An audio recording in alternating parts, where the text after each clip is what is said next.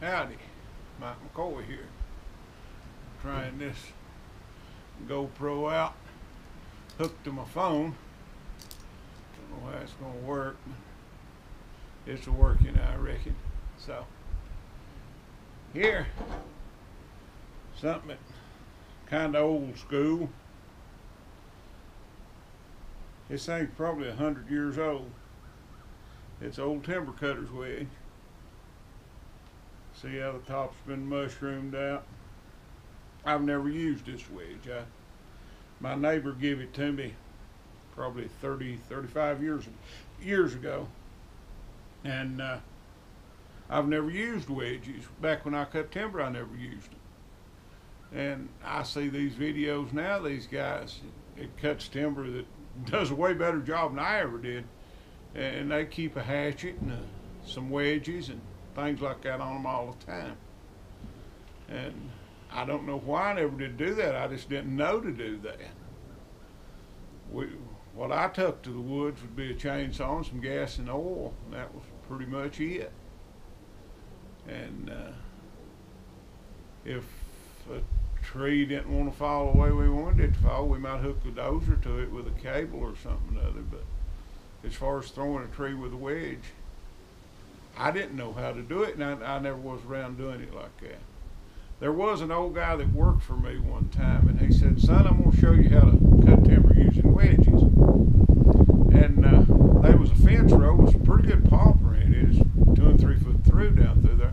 It all needed to be thrown over in this field, for it was right on the line. And he said, "I can throw every one of them if you want me to cut them." I said, "Well, yeah, go right ahead and cut them." I said, "Bring your wedges."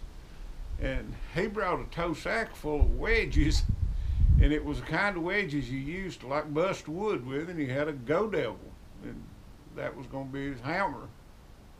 And I put him a brand new chain and a new bar on a husky saw that morning and sent him on his way, and I was up in the yard cutting up and sawing up logs, and I heard him a sawing down there, and then I heard him quit, and I heard him a beating with that hammer.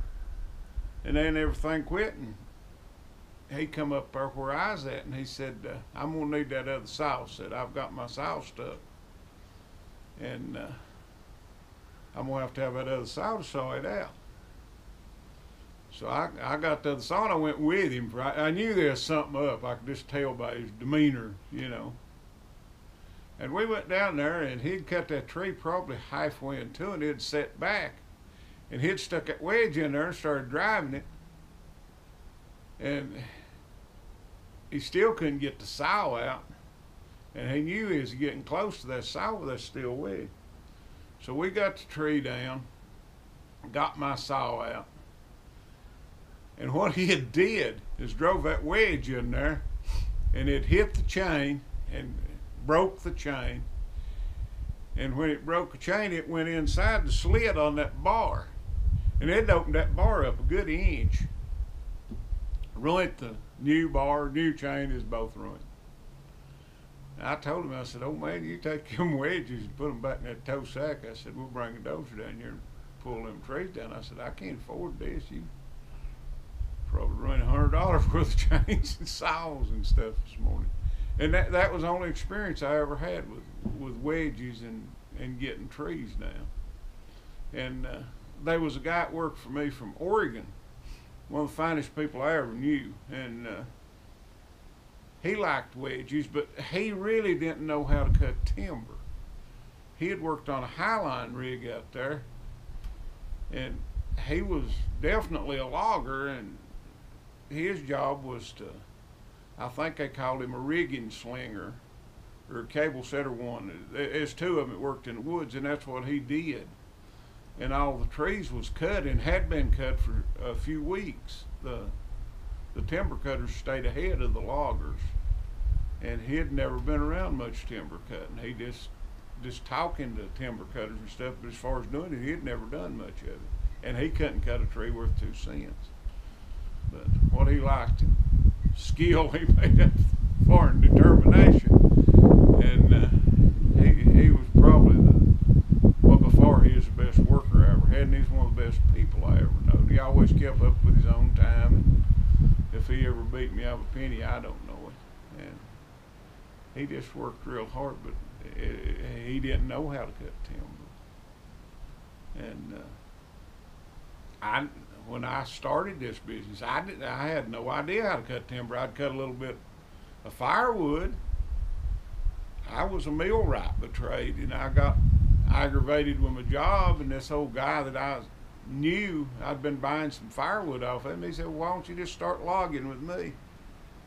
And like a big old idiot, the next thing I know, I owned a bulldozer, and I was logging with him, and he was just a crook. And I ain't never lost as much money in all my life. For I didn't know what I was doing, didn't have no idea. And the old guy that showed me most of what little bit I knowed, he's the one that had the wedges and stuff, and he didn't know a whole lot either. He was a reformed alcoholic. He had been around logging a lot, but I don't think he'd ever cut much timber. And I'm just lucky I'm still alive. Some of the stunts I pulled I didn't know what I was doing. I just, sort of looked at it and figured it out along. I know if you cut a tree long enough, it's gonna fall somewhere, and they usually did. But as far as knowing about hinges and notches and all that stuff, I didn't really. I kind of understood them in a mechanical way, but as far as really understanding timber cutting, I didn't understand it. And I logged for several years before I really got proficient at it.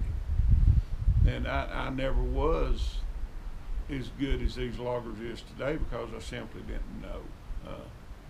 There was a guy on Logger Wade's video that taught timber cutting, and just watching him for 10 or 15 minutes, well, I learned stuff that I hadn't never thought about. And like if it was a real good tree, to keep from busting it, we called it stump jumping. And you just start, whichever way that tree is leaning, that's where you started cutting at. And you just bored the inside of it out, and you come around on both sides. And the tree would finally set down, but if it was a big tree, you could just work your saw back and forth, and it'd never set down, and you could keep it off your saw. And you'd leave about that much holding on the back, and just touch it with the saw, and here the tree would go wherever it wanted to go. And I've seen them jump 10 foot off the stump if it's on sidling ground. And I have seen them jump off the stump and stand up, and then fall back. It's a thousand wonders I hadn't been killed, but I managed to stay out of the way of them and stuff. But and you won't bust a tree that way. It won't. You won't pull the heart out or nothing if it's done correctly. And I'll never forget one time I was cutting a big old red oak, and I done it just the way I thought I was supposed to. I come all the way around it, both sides, and I left probably 2 inches of holding in the back, and it was on a spur where it went down where the root would come up. And just as I pulled the saw out, I was going to touch that and let it fall. Well, it pulled that up out of the ground, and there was a piece of root 8 or 10 foot long. Flew right up in my face, filled my eyes full of dirt, dismissed me. If it hit me in the face, it probably have killed me. And down the mountain the thing went, and I fell backwards and wallered around there like a big hog for a few minutes, figuring out I wasn't killed. But logging's a whole lot better and safer than it used to be, and it's still awful dangerous. But they've got people that goes around and teaches these loggers how to do this stuff now. But back in the day, back in the early 80s when I started, the only way you could learn would be from another logger. And you know, who's to say that they know what they was doing, you know? And I've been doing this since probably, well, about 85.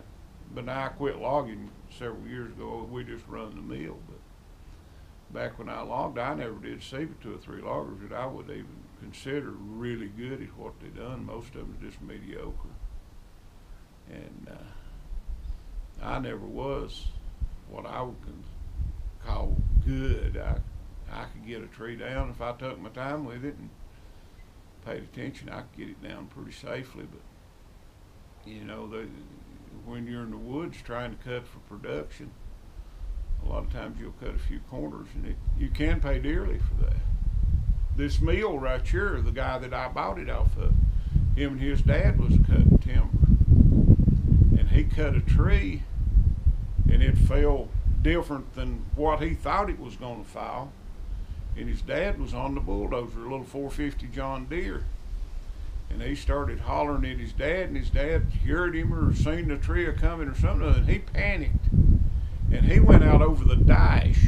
And if you've ever been around the 450, there's not a lot of room there, and I don't know why he did it, but he went out over the dash and was going out on the hood, and the tree fell down, and the limb caught his head between it and a limb riser there, and just basically decapitated him right on that dozer.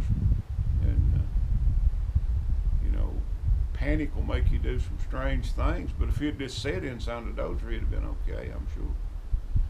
But you never know, you know, and people get scared. There's a boy out here in Mars Hill, him and another guy was cutting timber, and they cut a pine, and it fell in between some trees and got in a terrible bind. And that boy walked up to it with a chainsaw and just touched the tip of it with a saw, and around it come, and he was a big old fat boy like me, and it just wadded him up on the ground, and had him pinned there, and the guy he was working with panicked and run and went back to where the sawmill wasn't about 2 or 3 miles away, and him and the sawmill owner come back, and by that time the boy was dead. I always felt like he should have cut the tree off of him before he left. You know, I wasn't there, I don't know.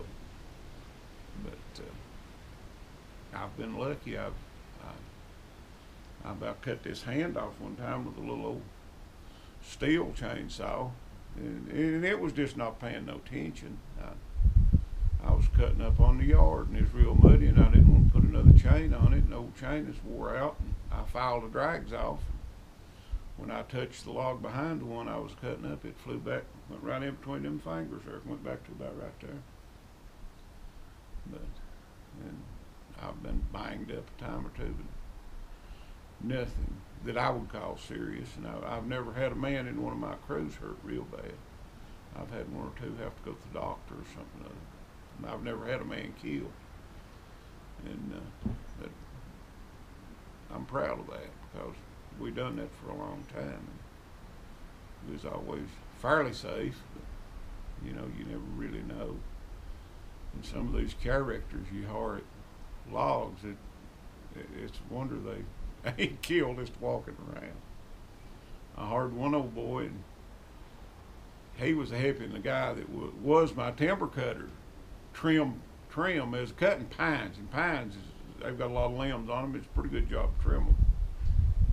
And that boy told me, he said, that feller's going to be killed. Said he won't get out of the way. Said he just stands there like a statue when that tree's falling. And he said, I've told him 2 or 3 times he better get back, because something could fall out of that tree and hurt him. Well, it wasn't just a day or two later. They was cutting a huge pine up there, about 3 foot through, and as soon as it started to fall, there was a dead limb in it come down, and just wore that old boy out over the ground, about 3 inches. Didn't hurt him, but it knocked him down. And they called him Deer from then on, for he'd take off, and he'd run 200 or 300 feet. And he didn't last long. He just worked a few more days, but you know, you've got to use a little common sense. But this old timber wedge, like I say, I don't know how old it is. And this thing here, it's what they call a bark spud. And years ago, they used to peel tan bark, and it was mostly chestnut oak. And you could peel bark with this thing. And when they done the movie, The Last of the Mohegans, the way I wound up with this, we peeled a bunch of poplar bark for the Indian village in that movie. And after that, there's a lot of people that peels bark now and sells it commercially. But I'm pretty sure I was the first one in this area to peel bark. We peeled, I think it's like 20,000 square feet and sold it. And that was my 15 minutes of fame, I guess, when we done all that work for the Last of the Mohegans. And then we done another movie, The Journey of August King. We supplied all the wood for it, cabins. But that's about it. That's about my story time. Been good talking to you.